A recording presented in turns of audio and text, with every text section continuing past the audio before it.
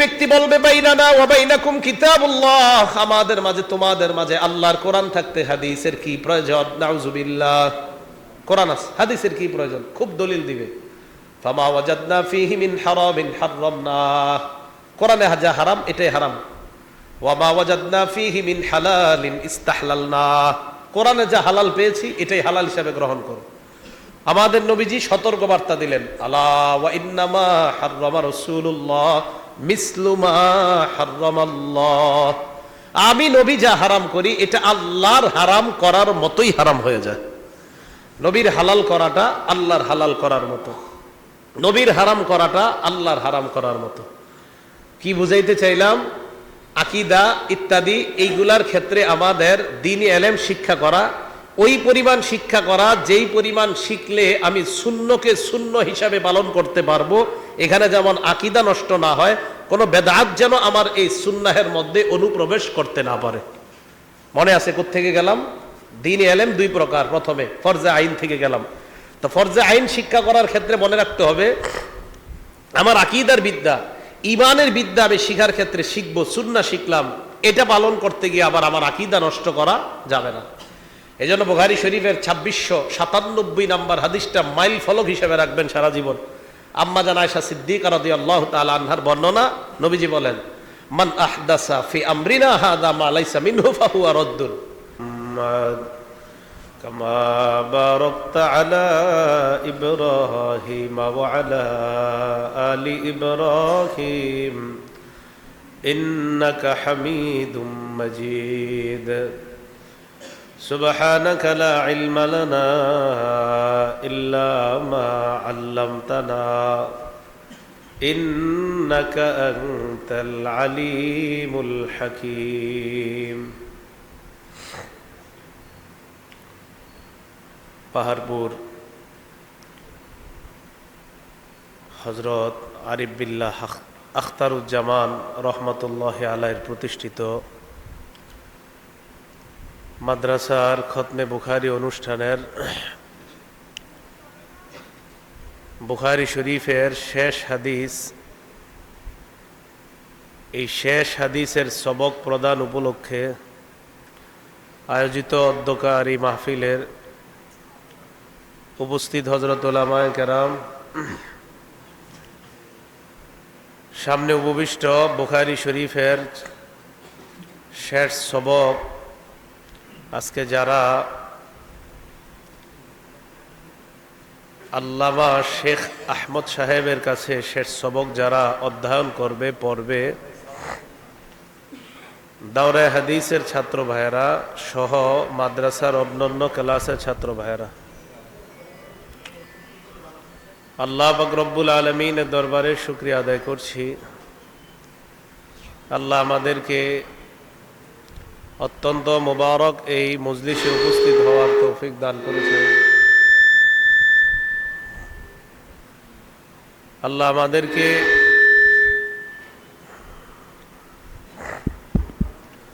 আল্লাহ পাক রব্বুল আলামিন আমাদেরকে এই মুবারক মজলিসে উপস্থিত হওয়ার তৌফিক দান করেছেন। সকলে বলি আলহামদুলিল্লাহ।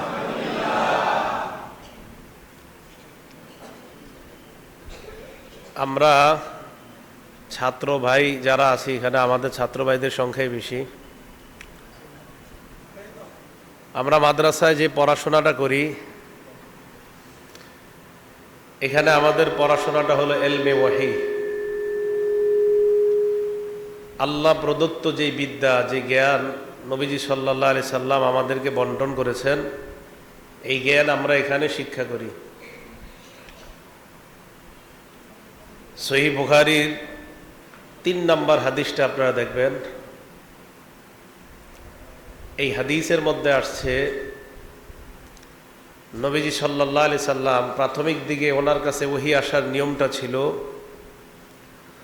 আর রুইয়া সালিহা ফিন নাওম, ঘুমের মধ্যে স্বপ্ন দেখতেন, সত্য স্বপ্ন।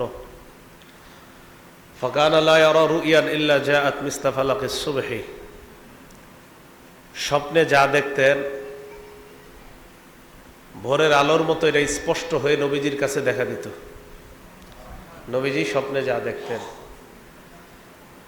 তো নবীজি সাল্লাল্লাহু আলাইহি সাল্লাম প্রাথমিক দিকে স্বপ্নটাই ছিল ওনার কাছে ওহী। সুম্মা মুহুব্বিবা ইলাইহিল খালা, এরপরে নবীজির কাছে নির্জনতা ভালো লাগলো, ওনার মন চাইলো যে উনি নির্জনে থাকবে। খাদিজা রাদিয়াল্লাহু তাআলা আনহাকে বললেন, তো উনি বললেন নির্জনতা অবলম্বন করার কথা। রাসূল করিম সাল্লাল্লাহু আলাইহি সাল্লাম নির্জনতা অবলম্বন করার জন্য হেরা পর্বতে গেলেন। ফাকানা ইয়ালহাকু বিগারি হেরা, হেরা পর্বতে গিয়ে আল্লাহ রাসূল সাল্লাল্লাহু আলাইহি সাল্লাম নির্জনতা অবলম্বন করতেন। সেখানে যখন নবীজি যাইতেন, বুখারীর হাদিসে আপনারা দেখবেন সেখানে আছে ফায়াতাহান্নাস, নবীজি সাল্লাল্লাহু আলাইহি সাল্লাম সেখানে ইবাদত করতেন। তাহান্নুস বলা হয় আত-তাআব্বুদুল লায়ালি, রাতের বেলা ইবাদত করা পরিবার থেকে বিচ্ছিন্ন হয়ে। ওয়ায়াতাজাওয়াদু লিযালিকা, নবীজি সাল্লাল্লাহু আলাইহি সাল্লাম খাবার নিয়ে যাইতেন হেরা পর্বতে। সুম্মা ইয়ারজিউ ইলা খাদিজা, আবার খাদিজার কাছে আসতেন। সুম্মা ইয়াতাজাওয়াদু লিমিসলিহা, ওই পরিমাণ খাবার নিয়ে আবার যাইতেন। এইভাবে চলতে থাকতো হাত্তা ফাজিআহুল হক। এটা বুখারীর এক বর্ণনায় পাবেন আপনারা হাত্তা ফাজিআহুল হক, আরেকটা বর্ণনায় পাবেন বুখারীর হাত্তা জাআহুল হক। অবশেষে রাসূল করিম সাল্লাল্লাহু আলাইহি সাল্লামের কাছে হক এসে উপস্থিত হলো, হক ধরা দিল। হাত্তা জাআহুল মালাক, জিবরাইল আলাইহিস সালাতু ওয়াস সালাম নবীজির কাছে হেরা পর্বতে উপস্থিত হইলেন। যে বিষয়টা বুঝার, যেহেতু এই জায়গায় আমি আপনি আমরা সবাই ছাত্র ভাই, আমাকেও ছাত্র ভাই মনে করতে পারেন, তো আপোষের মধ্যে আমাদের মুজাকারা। দেখেন জিবরাইল আলাইহিস সালাতু ওয়াস সালাম আইসাই নবীজিকে প্রথম বললেন ইকরা ইয়া মুহাম্মদ, আমাদের নবীজিকে প্রথমেই বললেন মুহাম্মদ আপনি পড়েন। এখান থেকে আমরা জানতে পারি ইসলামের প্রথম শব্দ পড়ো, ইসলামের প্রথম শব্দ পড়ো। আজকে আমাদের মাঝে সবচেয়ে বেশি অভাব পড়াশোনা, সকলের মাঝে এই অভাবটা, অথচ ইসলামের প্রথম শব্দই পড়ো। এই পড়ার অভাব সবার মাঝে। সবাই আমরা শ্রবণ নির্ভর জ্ঞানের উপর বিশ্বাসী হয়ে গেছে। ইলেকট্রনিক মিডিয়া আসার কারণে সবাই ইলেকট্রনিক মিডিয়া থেকে জ্ঞান আহরণের চেষ্টা করি। সেখান থেকে কি ভুল আসলো না সঠিক আসলো সেটা আর যাচাই করার প্রয়োজনীয়তা অনুভব করি না, কারণ যা শুনলাম তাই বলে দিলাম। অথচ আমরা হাদিসে পড়েছি কাফা বিল মারই কাযিবান আইয়ুহাদ্দিসা বিকুল্লি মা সামিআ, শুইনা যাচাই বাছাই ছাড়া বলে দেওয়া মিথ্যাবাদী হওয়ার জন্য এটাই যথেষ্ট। আরেক বর্ণনায় আসছে কাফা বিল মারই ইসমান, গুনাহের জন্য এটাই যথেষ্ট যে শুইনা বলে দেওয়া।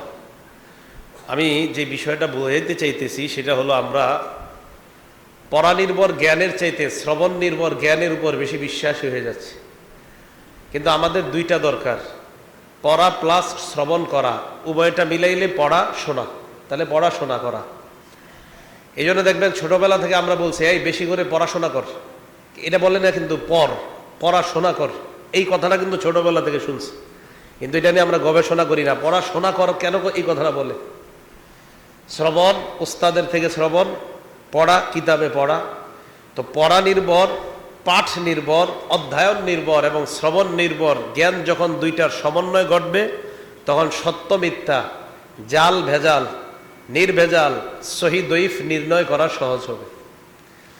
না হয় আপনি আমার থেকে একটা শুনলেন, শোনার পর এটাই আপনি বলে দিলেন কোথাও, আমি শুদ্ধ বললাম কিনা সত্য বললাম কিনা এটা যাচাই করার প্রয়োজনীয়তা অনুভব করলেন না। তো যে বিষয়টা বুঝাইতে চাইলাম, ইসলামের প্রথম শব্দ ইকরা, পড়ো। তো এই পড়া আমাদের থেকে হারিয়ে যাচ্ছে। আগে আমাদের সমাজের স্কুল কলেজের ছেলেরাও প্রচুর পড়াশোনা করত।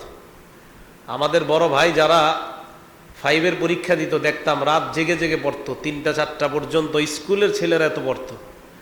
কিন্তু এখন পড়াশোনার কোনো গর্জই নাই, কারণ পাশ করাটা একদম সহজ হয়ে গেছে। তো ইসলামের প্রথম শব্দ পড়ো, এটার মাধ্যমে প্রমাণ হয় জ্ঞান বিজ্ঞান চর্চায় ইসলাম কতটা গুরুত্ব আরোপ করে। এগুলো এক নাম্বার কথা। আল্লাহ পাক রব্বুল আলামিন সূরা ফাতিরের এক আয়াতে বলেন, 27-28 নম্বর আয়াত, আলাম তারা আন্নাল্লাহা আনজালা মিনাস সামাই মাআ, আপনি কি দেখেন না যে আল্লাহ আসমান থেকে পানি নাজিল করেন? ফাখরাজনা বিহি সামারাতিম মুখতালিফান আলওয়ানুহা, এই পানির মাধ্যমে আমি আল্লাহ বিভিন্ন রকমের ফল মূল উদ্গত করি। ওয়ামিনাল জিবালি জুদাদুন, পাহাড়ের মধ্যে আছে গিরিপথ বিভিন্ন, বিদুন ওয়াহুমরুন, কিছু আছে সাদা কিছু লাল, গরাবিবু সুদ, কিছু নিকশ কালো। এই আয়াতে আল্লাহ পাক রব্বুল আলামিন আমাদেরকে গবেষণা শিখাইতেছে। দেখেন পাহাড় এমন, এটা আল্লাহ কেন বললেন? এটা মুসলমানদেরকে শিখাই দিচ্ছে যে মুসলমান পড়াশোনা যত বেশি করবে তত বেশি তার মাঝে জ্ঞানের পরিধি বিস্তৃত হবে। এরপরে দেখেন সূরা আলী ইমরানের এক আয়াতে আল্লাহ বলেন 190-91, ইন্না ফী খালকিস সামাওয়াতি ওয়াল আরদ, আসমান সমূহ এবং জমিনের সৃষ্টির মাঝে, ওয়াখতিলাফিল লাইলি ওয়ান নাহার, রাত এবং দিনের পরিবর্তনের মাঝে, লা আয়াতিন লিউলিল আলবাব, জ্ঞানীদের জন্য নিদর্শন রয়েছে। এখন আল্লাহ বলে জ্ঞানী কারা? আল্লাযীনা ইয়াযকুরুনাল্লাহা কিয়ামা, যারা দাঁড়িয়ে আল্লাহকে স্মরণ করে, ওয়া কুউদা, বসে আল্লাহকে স্মরণ করে, ওয়া আলা জুনুবিহিম, যারা শুয়ে আল্লাহকে স্মরণ করে। এরপরে দেখেন কি বলে, ওয়া ইয়াতাফাক্কারুনা ফী খালকিস সামাওয়াতি ওয়াল আরদ, আসমান আর জমিনের সৃষ্টি নিয়ে চিন্তা করে আল্লাহ আসমানটা আপনি কিভাবে খুঁটি ছাড়া দাঁড় করিয়ে রেখেছেন, এগুলো নিয়ে চিন্তা করার পর ওই ব্যক্তি বলে রব্বানা মা খালাকতা হাযা বাতিলা সুবহানাকা ফাকিনা আযাবান নার, আল্লাহ আপনি অনর্থক কিছুই বানান নাই, এগুলো আপনি অনর্থক সৃষ্টি করেন নাই, আমি আপনার পুত পবিত্রতা বর্ণনা করছি, আল্লাহ আমাদেরকে জাহান্নামের আগুন থেকে আপনি হেফাজত করেন। তো এইগুলা চিন্তা করলে মানুষের বুঝে আসে আল্লাহর সৃষ্টি সম্পর্কে চিন্তা করলে জান্নাত জাহান্নাম। আমি যেই কথাটা বুঝাইতে চাই, দাওরায়ে হাদিস যারা শেষ করে ফেলছেন এবছর, আপনারা এত বেশি পড়াশোনা করবেন এখন থেকে, এতদিন যা পড়ছেন এর চেয়ে বেশি পড়াশোনা শুরু করবেন এখন থেকে। দাওরায়ে হাদিস পর্যন্ত আমি যতটুকু পড়াশোনা করছি, দাওরায়ে হাদিসের পর এখন আমার বয়স চলতেছে দাওরায়ে হাদিসের পর 10 বছর। 2010-11-তে আমি মাওলানা, 2012-13-তে আমি ইফতা, এরপর থেকে 9 বছর। আমি আপনাদেরকে উৎসাহ দেওয়ার জন্য বলছি, আমি ছাত্র জীবনে যে পরিমাণ পড়াশোনা করছি এর চাইতে মনে হয় 4 ভাগ যদি পড়াশোনাকে আমার ভাগ করা হয়, এর 3 ভাগ পড়াশোনা করেছি মাওলানা হওয়ার পরে। এটা আপনাদেরকে এই জন্য বললাম, আপনারা পড়াশোনা শেষ করছেন, মাওলানা হয়েছেন, মানে এখন পড়াশোনা শুরু করেন। পড়াশোনা করার জন্য যে রসদগুলা এগুলো আপনারা পেয়ে গেছেন, আরবি ব্যাকরণ সাহিত্য যা আছে, বালাগাত ফালসাফা সব পেয়ে গেছেন। এখন এগুলা আপনারা সামনের দিকে, কত কিতাব পড়েন নাই, মুসনাদে আহমদ পড়েন নাই, মুসান্নাফ ইবনে আবি শাইবা পড়েন নাই, মুসনাদে বাজ্জার পড়েন নাই, মুসান্নাফে আব্দুর রাজ্জাক পড়েন নাই, তো কত কিতাব রয়ে গিয়েছে। এই কিতাব তো আপনারাই পড়তে হবে, এই হাদিস তো আপনারাই পড়তে হবে। এই জায়গায় হয়তো 28,000 প্লাস হাদিস পড়ছেন, 30,000-এর কাছাকাছি, সবগুলা মিলাইলে এতটুকুই হবে, আর কম বেশি হতে পারে, অথবা আরো কিছু কম বেশি হবে। তো আর যে এত হাদিস রয়ে গেছে, এই হাদিসগুলা কে পড়বে? মুসনাদে আহমদে প্রায় 40,000 হাদিস, যদি যাচাই বাছাই করেও বাদ দেন 27,000 হাদিস, এইগুলা তো আমরাই পড়তে হবে। মুসান্নাফে ইবনে আবি শাইবার মধ্যে কত হাদিস, 35,000 পর্যন্ত তো আপনারা শুধু পাবেন যে কত সুন্দর করে উনি বর্ণনা করেছেন। এরপরে যাচাই বাছাই আপনার পরীক্ষা নিরীক্ষার পর তাও কত হাজার হাজার হাদিস টিকে যায়। তো এইগুলা কিন্তু আমাদেরই পড়তে হবে। তো যে বিষয়টা বললাম, আমাদেরকে ইসলাম শিক্ষা দেয় পড়ো, এটা শুধু মাদ্রাসার ছাত্ররা, আমরা যারা জেনারেল অন্য লাইনে আছি আমাদেরকেও শিক্ষা দেয় পড়াশোনা করার। এই জন্য রসুল করিম সাল্লাল্লাহু আলাইহি সাল্লামের স্পষ্ট ঘোষণা, বাইহাকি শরীফের হাদিস 1581 নাম্বার হাদিস, উগদু আলিমান, হয়তো আলেম হও, জ্ঞানী হও, না পারো আও মুতাআল্লিমান, আলেমের ছাত্র হও, না পারো আও মুস্তামিআন, আলেমের মজলিসে বসে কিছু শোনো, এটা না পারো আও মুহিব্বান, দূর থেকে আলেমকে মহব্বত করো, ওয়ালা তাকুনিল খামিসা, 5ম নাম্বার হবা না, ফাতাহ লিখ, ধ্বংস হবা। ওমর ইবনে আব্দুল আজিজের নাম শুনেছেন আপনারা, তারিখে তবারিতে আসছে। ওমর ইবনে আব্দুল আজিজ রহমতুল্লাহ আলাইহি বলেন, মান আমিলা বিলা ইলমিন, কেউ যদি এলেম ছাড়া আমল করে, কানা মা ইউফসিদু আকসার মিম্মা ইউসলিহু, এই ব্যক্তি উপকারের চেয়ে ক্ষতি করবে বেশি। কোন ব্যক্তি এলেম ছাড়া, জ্ঞান ছাড়া আমল করে, এই ব্যক্তির দ্বারা সমাজে উপকারের চেয়ে ক্ষতি হবে বেশি। কোন ব্যক্তি এলেম ছাড়া, জ্ঞান ছাড়া আমল করে, তার দ্বারা ক্ষতি হওয়ার সম্ভাবনা খুব বেশি। রাসূল করিম সাল্লাল্লাহু আলাইহি সাল্লামের এই বিদ্যা, এই জ্ঞানকে আমরা দুই ভাগে ভাগ করতে পারি। প্রথমত, একটা হলো ফরজে আইন, আর একটা ফরজে কিফায়া। ফরজে আইন বিদ্যা, যেটা আমরা সাধারণ জনগণ আছি যারা, আমাদের সবার জন্য ফরজ, ফরজে আইন। ইবনে মাজার 242 নম্বর হাদিস আপনারা পাবেন। ইবনে মাজা, ক্বালা রাসূলুল্লাহ সাল্লাল্লাহু আলাইহি ওয়াসাল্লাম, তলাবুল ইলমি ফরিয়দাতুন আলা কুল্লি মুসলিম। রাসূল করিম সাল্লাল্লাহু আলাইহি সাল্লাম বলেন, দ্বীনি ইলম শিক্ষা করা প্রত্যেক মুসলমানের উপর ফরজ। মুআমালাত, মুআশারাত, আকীদা, আমরা এই জায়গায় যারা ব্যবসা করি, ব্যবসার সবগুলা মাসালা, ব্যবসায়ী লেনদেনের ক্ষেত্রে যে মাসালা, কোনটা হালাল কোনটা হারাম, এটা জানা ব্যবসায়ীর জন্য ফরজ। কয়জন ব্যবসায়ী ফরজ জানে? প্রত্যেকে আমরা যে যেই পেশায় আছি, এই পেশার বিদ্যাটা জানা ফরজ। আকীদার ক্ষেত্রে যত বিদ্যা আছে এগুলো আমাদের জানা ফরজ। অথচ ব্যবসা করি আমরা সুন্নতের নিয়তে। এই সুন্নত পালন করতে গেলে আমাদের দ্বারা আকীদা নষ্ট হয়ে যায়। কিভাবে? ব্যবসায়ী দোকান খুলছে, একজন দৌড়ায় গেছে, ভাই 1 কেজি পোলার চাউল দেন। তো ব্যবসায়ী পোলার চাউল দেয়, দেওয়ার পর কয় টাকাটা আনতে মনে নাই, বাড়ি থেকে দৌড় দিয়ে আনতেছে। আপনি কি করলেন? শুরুতে আপনি বাকি নিলেন, আমার তো সারাদিন অবস্থা খারাপ যাবে। ব্যবসা করে সুন্নতের নিয়তে এই যে আকীদা নষ্ট করলো, বাকিতে নিলে তার অবস্থা খারাপ যাবে, এই কথা কোথায় আছে বলেন? এই জন্য বুখারী শরীফ আপনারা পড়েছেন, 1605 নম্বর হাদিস, 1605 নম্বর হাদিস বুখারী শরীফের। ওমর ফারুক রাদিয়াল্লাহু তাআলা আন কাবা শরীফের সামনে দিয়ে চত্বর দিতেছে। হজরে আসওয়াদকে হযরত ওমর চুমা দিছে। চুমা দেওয়ার পর কি বলছে? ওয়াল্লাহি, আল্লাহর কসম, ইন্নী লা আ'লাম, আমি জানি, আন্নাকা হাজার, তুমি একটা পাথর। আল্লাহর কসম, আমি জানি তুমি একটা পাথর। লা তাদুররু ওয়া লা তানফা, তুমি উপকার ক্ষতি করতে পারো না।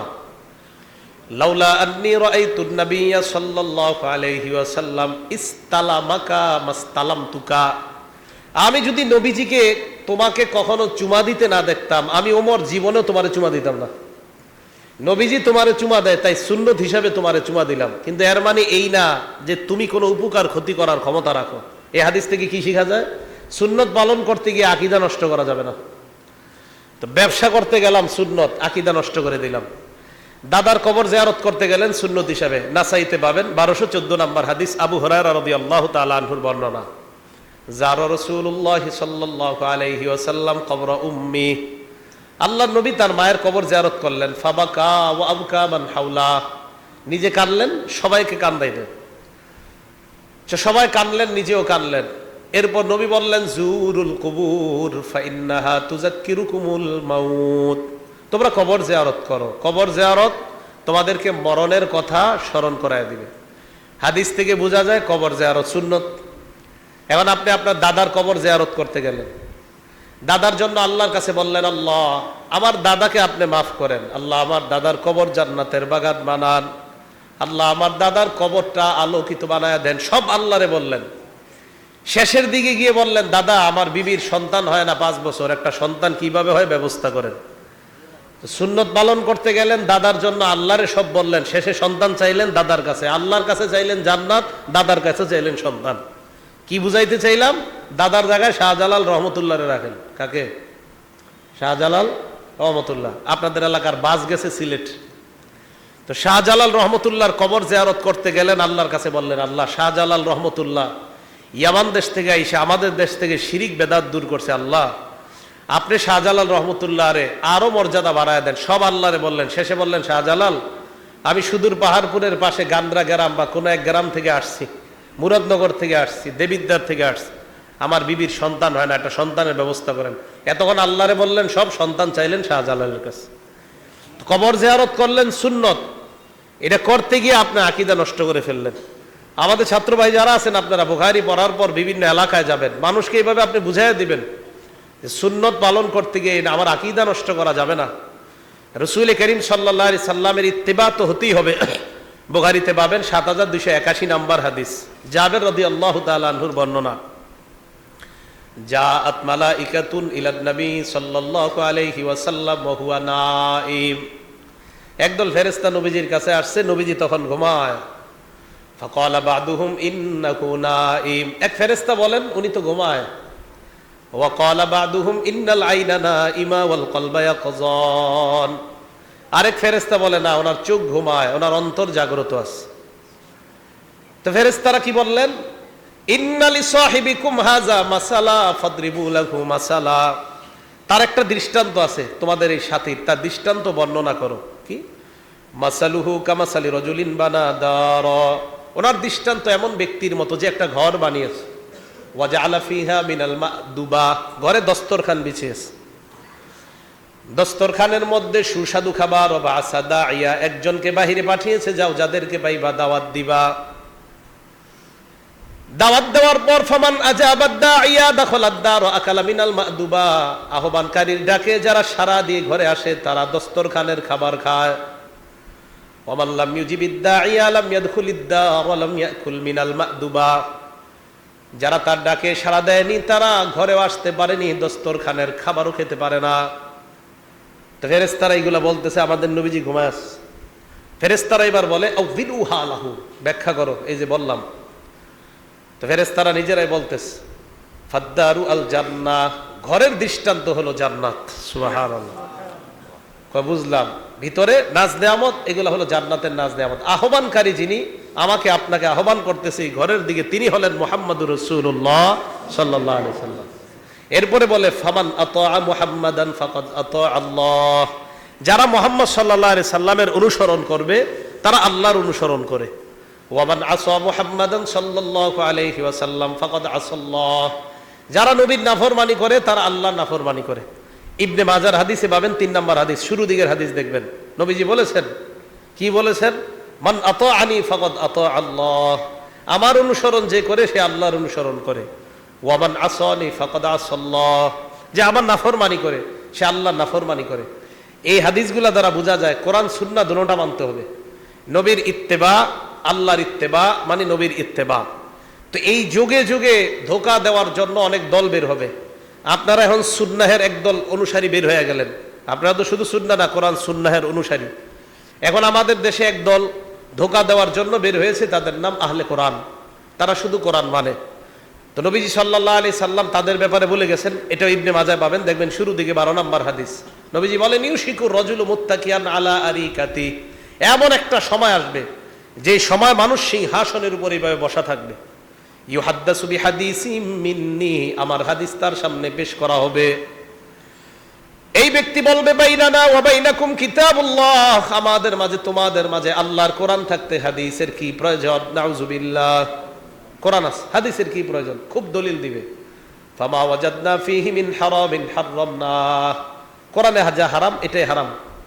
ওয়া মা ওয়াজাদনা ফীহি মিন হালালিন ইস্তাহলালনা, কোরআনে যা হালাল পেয়েছি এটাই হালাল হিসাবে গ্রহণ করো।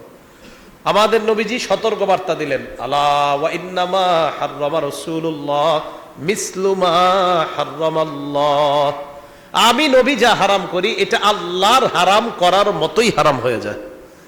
নবীর হালাল করাটা আল্লাহর হালাল করার মতো, নবীর হারাম করাটা আল্লাহর হারাম করার মতো। কি বুঝাইতে চাইলাম? আকীদা ইত্যাদি এইগুলার ক্ষেত্রে আমাদের দ্বীনি ইলম শিক্ষা করা, ওই পরিমাণ শিক্ষা করা যেই পরিমাণ শিখলে আমি সুন্নকে সুন্ন হিসাবে পালন করতে পারবো। এখানে যেমন আকীদা নষ্ট না হয়, কোনো বেদাত যেন আমার এই সুন্নাহের মধ্যে অনুপ্রবেশ করতে না পারে। মনে আছে কোত্থেকে গেলাম? দ্বীনি ইলম 2 প্রকার। প্রথমে ফরজে আইন থেকে গেলাম।